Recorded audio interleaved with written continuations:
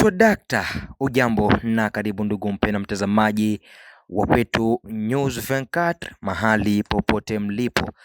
Matumaini yetu mpo salama salimini. Wacha nianze salamu zangu za dhati ziwafikie mahali popote mlipo. Hii ni makala ya habari zinazojiri kuhusiana na vita vinavyoendelea mashariki mwa Jamhuri ya Kidemokrasia ya Kongo, Afrika ya Kati, Afrika Mashariki na duniani kote. Mimi ni wako mtangazaji wa zamu, hivyo mkaribisha kuungana nami mwanzo mpaka tamati mwa taarifa hii ya habari. Tuanzie huko Kivu Kusini.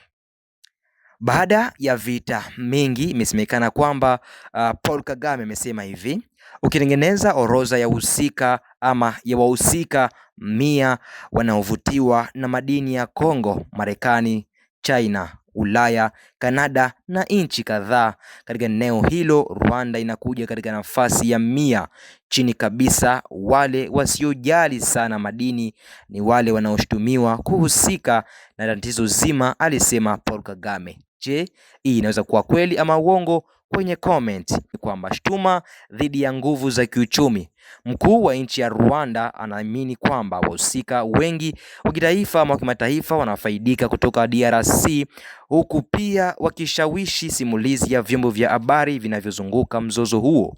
Hawa ndio wenye nguvu ya vyombo vya habari, pesa, ushawishi, na wengi hata wanahisi katika makampuni yanayoanzishwa na Rais Felix Antoine Tshisekedi watumiwa fursa ya kisiasa mbaya za Kongo, lakini wanaifanya Rwanda kuwa mbuzi wa kafara, aliongeza Rais Paul Kagame. Tukiwa tu nchini DRC ni kwamba nchi imeandika zaidi ya watu milioni 1.27 waliolazimika kuhama makazi yao ndani ya nchi katika robo ya kwanza ya mwaka huu 2026, hasa katika jimbo la Kivu Kaskazini lakini pia Kivu Kusini, kwa mjibu wa shirika la OCHA. Hii ni katika mgogoro unaoendelea mwa nchi hiyo. Tukiwa tu DRC ni kwamba kiongozi wa kijeshi wa AFC M23 Sultani Makenga amejitokeza Ramadhani Alhamisi juzi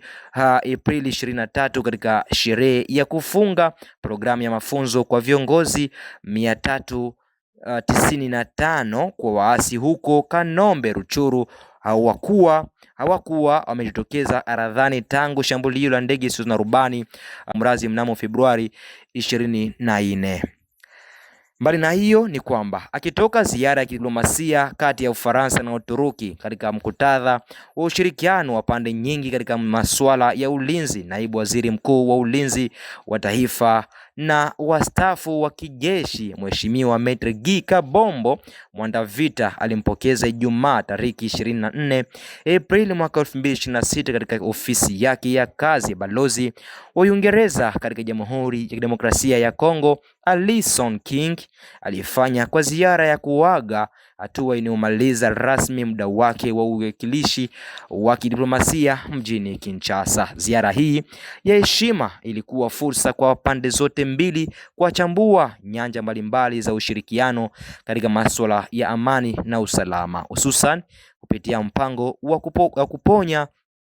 kupokonya silaha, kuvunja vikundi vya wapiganaji, urejeshaji wa jamii na uimarishaji wa amani PDDRCS, pamoja na hifadhi ya jeshi la akiba RAD, ambavyo bado ni miradi mikubwa inayohitaji juhudi endelevu. Balozi huo wa Uingereza alieleza matumaini yake ya kuendeleza pamoja na mrithi wake uhusiano unaojengwa juu ya imani, usikivu na heshima ya pamoja. Pia aliahidi kuwa sauti ya Jamhuri ya Kidemokrasia ya Kongo atakaporudi nchini kwake.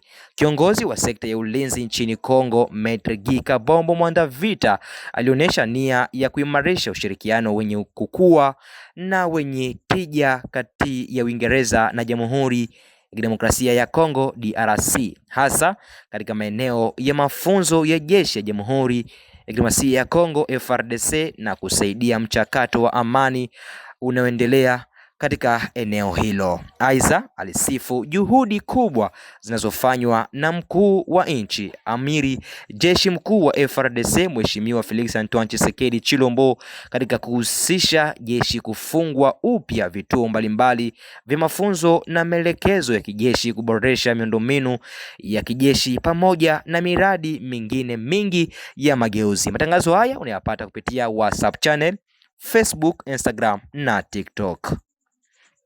Uchunguzi wa kipekee. Jean-Jacques Purusi analengwa kupinga uasi wa M23 na kuvunja mitandao ya mafia. Uchunguzi uliofanywa na mwandishi wa habari huko Kivu Kusini unaonyesha kwamba shinikizo la kisiasa linaloletwa ama linalotolewa kwa gavana wa Kivu Kusini aliwezi kupunguzwa kuwa changamoto rahisi ya kiutawala. Ni sehemu ya mtandao tata na mvutano wa usalama, kiuchumi na kisiasa, ambapo maslahi ya ndani, ushindano wa kitaifa na vitisho vya silaha vinavyoingilia. Kwa upande wa usalama, msimamo wa gavana mbele ya mashambulizi na ya mara kwa mara ya uasi wa M23 RDF ni jambo muhimu. Upinzani wake upande wa kusini, hasa karibu na Uvira na maeneo ya kimkakati yanayozunguka, unazuia matarajio ya uasi kusonga mbele. Katika mkatadha huu, uchunguzi huu unaonyesha tuhuma zinazoendelea za majaribio yasiyo ya moja kwa moja ya kuzoofisha taasisi za mkoa kwa lengo la kuzoofisha mnyororo wa amri wa ndani na kujaribu kusonga mbele mpya katika upande huu, kama ilivyokuwa katika jimbo la Kivu Kaskazini, ambapo gavana ali na mwelekezo huu wa usalama. Kuna swala kubwa la kiuchumi, mageuzi yaliyoanzishwa na gavana ambayo yanalenga kulazimisha ulipaji wa kodi wakati wa kuanza kwa bidhaa yanayopinga moja kwa moja mfumo ulioanzishwa vizuri kwa geuzi mtiririko kwa biashara kwa miaka mingi. Sehemu kubwa ya uagizaji unaoelekea Kivu Kusini ulipitia mitandao inayogeuzwa na madalali wanaofanya kazi hasa kutoka Dar es Salaam na Kigoma kwa kutumia matamko ya uongo yanayoelekezwa kwa Rwanda. Mfumo huu umesababisha hasara inayokadiriwa kwa dola milioni kadhaa kila mwezi kwa jimbo hilo.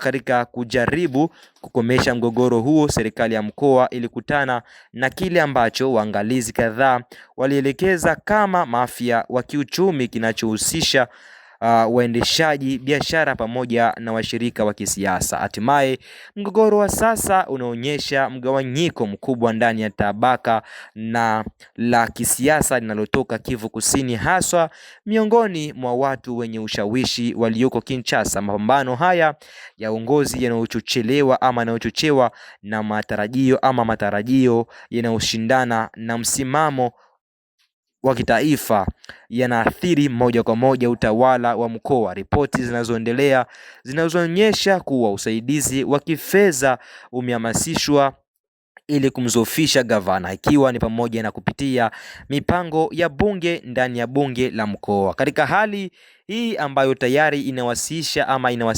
inawasiwasi kumradhi, jaribio la kumngoa gavana madarakani linaonekana kuwa muungano ya mienendo mitatu: shinikizo la usalama linahusiana na mzozo wa silaha, upinzani na kiuchumi dhidi ya mageuzi inaonekana kuwa ya kuvuruga, na kuongezeka kwa ushindani wa kisiasa wa ndani. Mbali na kuwa na tukio la kipekee, mfuatano huu unaonyesha changamoto za kiundombinu ambazo utawala unaoendelea kukabiliana nazo mashariki mwa Jamhuri ya Kidemokrasia ya Kongo, ambapo kila uamuzi wa kimkakati unaweza kuunda upya mizara dhaifu.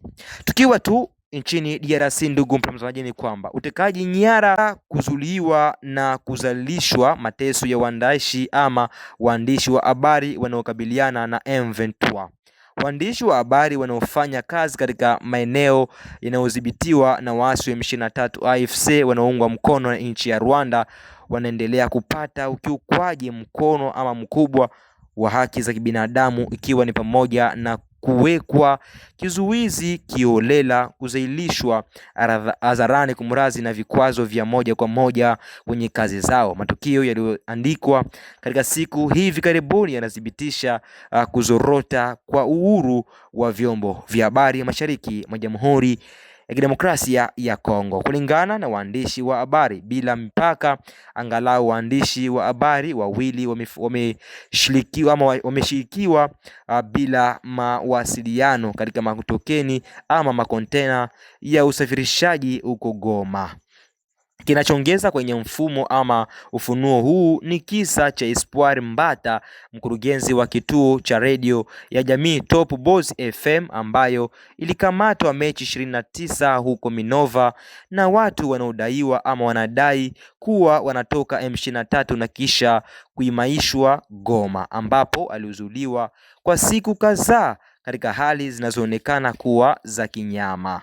Mwandishi wa habari huo alifungwa katika kontena la chuma lililokuwa ndani ya uwanja wa bunge la mkoa wa Kivu Kaskazini pamoja na wafungwa wengine 20. Anaeleza joto kali, ukosefu wa kamili wa hewa na mwanga milo iliyotoshwa, na wajibu wa wafungwa wakijisaidia katika nafasi hii iliyofungwa. Masharti haya yanaendana na ushuhuda ambayo tayari umekosonywa ama umekusanywa na waandishi wa habari bila mipaka RSF mnamo mwaka 2025, ukithibitisha kuwepo kwa mfumo usio rasmi na kuwazilisha wa kizuizi. Wakati wa kifungo chake, Espoir Mbata aliojiwa kuhusu machapisho yake ya mtandaoni kabla ya kulazimishwa baada ya kuachiliwa kushiriki katika video iliyorekodiwa na msemaji wa M23 Lawrence Kanyuka imetolewa kwenye mtandao ya kijamii. Video hiyo inamwonyesha mwandishi wa habari akiuliza maswali katika muundo uliowasilishwa kama mahojiano, lakini kulingana na RSF, hii ni tukio lililopangwa kwa lengo la kuficha kizuizi kiholela. Usumbufu wa mwandishi wa habari unaonekana kuanzia macho yake iliyopoteka hadi tabia yake kulazimishwa. Na ndugu watazamaji wa kwetu News 24, nasema sita kuungana nami mwanzo mpaka hivi tamati mu makala hii ya habari zinazojiri. Mimi ni wako mtangazaji wa kila leo, nikiitwa kwa jina la Ngale Musa 24. Usikose kusubscribe, lakini pia kushare kwa wengine ili wazidi kubarika, na kulike, lakini pia kucomment ili wa kwanza kupata habari zetu. Hii ni kwetu News 24, nikisema chao chao.